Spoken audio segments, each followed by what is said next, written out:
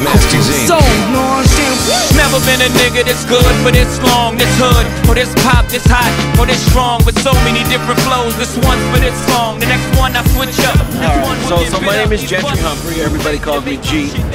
And I'm the business director for footwear for Michael Jordan and the Jordan brand. And basically, there's a team of guys, there's about 22 people that work for the brand. We're in charge of product creation, design, concepts for Jordan footwear introduced in the marketplace.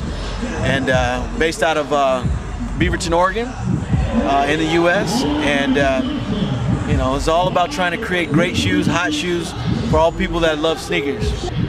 Well, Nike's like our big brother. So really, I think the biggest difference is we have Michael Jordan to lean on from a design standpoint. Michael is, because he has money that a lot of people don't have, he has a lot of toys that a lot of people don't have. So we're able to take a look at the various items that he has, and we're able to use his inspiration to help create new designs. And I think that's the biggest difference. Our design style and language is a little bit different than Nike, but both groups are really charged with bringing basketball product to the marketplace that allows basketball players to play at a high level. Well, the great thing about Michael is that, and what a lot of people don't know, is that he loves shoes. He's a sneaker collector. I mean, yeah, he loves shoes. And so it's a lot easier when you work with someone who loves sneakers. So he's involved with everything that we do, from, you know, the initial concepts when we sit down and walk him through what we would like to see in the next projects, to giving his own input so that he has a piece of what goes on. So he's involved every step of the way on several shoes. He's always concerned, number one, with the Air Jordan, but because he loves shoes, he wants to see everything that we do, and he always provides his input on everything that we do.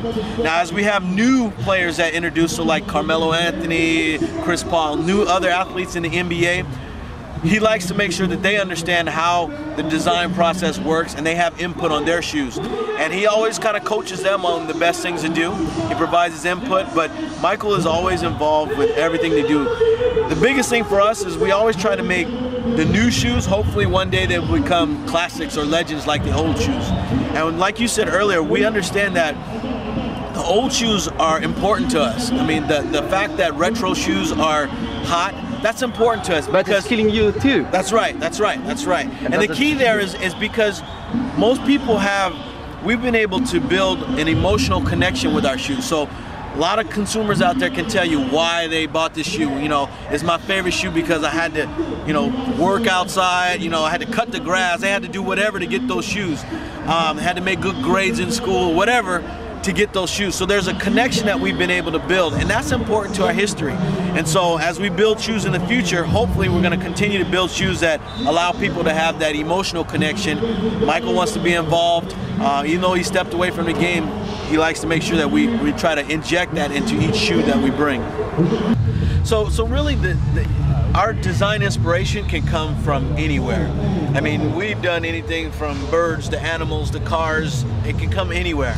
Then we complement that with Michael Jordan's inspiration. So whatever he's into, if he's into cars or, you know, new type of styling and the way he wants to wear his clothes, we try to bring some of his influence into that. And together we come up with something that's brand new. So the inspiration can come from anywhere. When you look at the future, the Air Jordan 23, we've just completed the design on that one. And the future of that one really is about bringing a new technology difference and a design aesthetic, the look of it, that's brand new. So we reached out and we did introduce the world of Native American Indian heritage, and then we looked at the world of motor racing, which is Michael, what he's involved in, and we brought those together to tell a new story. So when we designed the shoe, Tinker Hatfield, the guy who's been involved from day one, he actually was able to incorporate a brand new form of how you design shoes fundamentally. We took a look at how you design shoes, and we really brought a new technology in how shoes are made.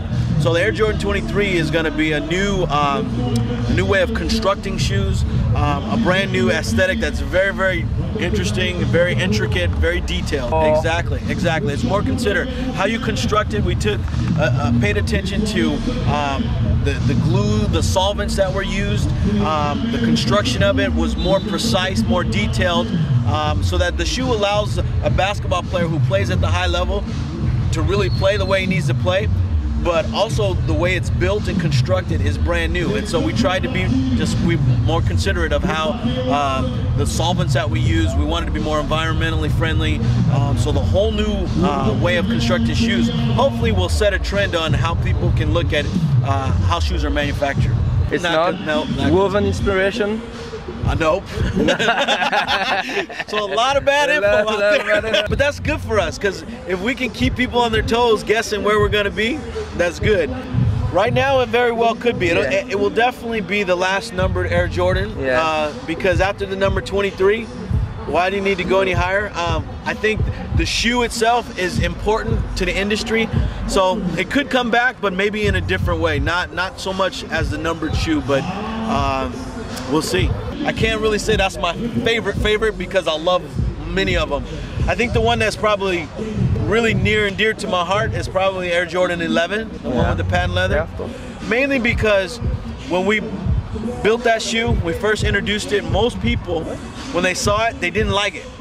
They hated the patent leather on it was shiny. They said, no way, you got to take that off.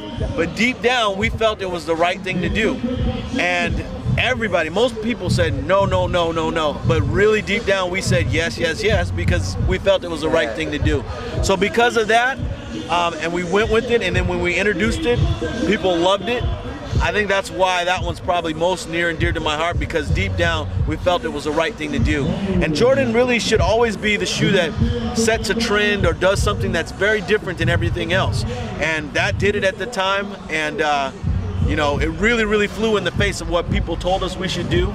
And because we stuck to our guns, I think that's why it's my favorite. I think the one that was probably most difficult for us to create was probably the 15, because Michael was stepping away from the game of basketball. He still was involved with kind of how we should do things, but there was a lot going on at the time we were asked to design that shoe.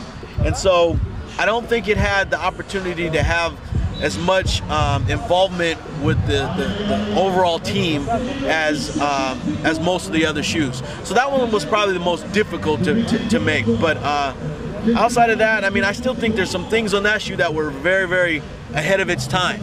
And so as we reintroduced that shoe, you know, that shoe a lot of people still love. And so I get people say, hey, when are you bringing that back? So, you know, it's not for everybody, but for the people who really love it, it works out. Yeah. Well, I think what you're going to see in the future is a change in direction for us. In 2008, we're going to introduce a special package that allows people to kind of celebrate the 23rd edition of what we're doing.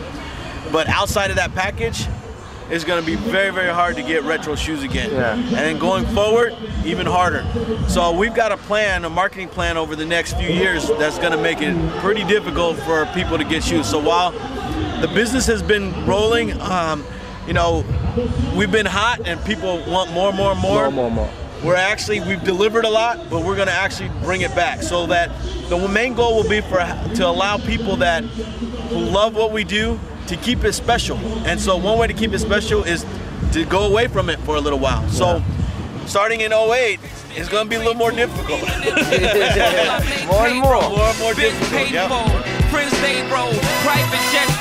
this a real one? Is this a real one tattoo? Oh, no. This one actually, I was in Mexico and the guy said, you work for Jordan? I got to do this. And I was like, what? Do what? And he put it on there, so. Okay, good one. So, fake one, real one. There you go. Real one. Feet make my cycle complete. What more can I say? Let's go!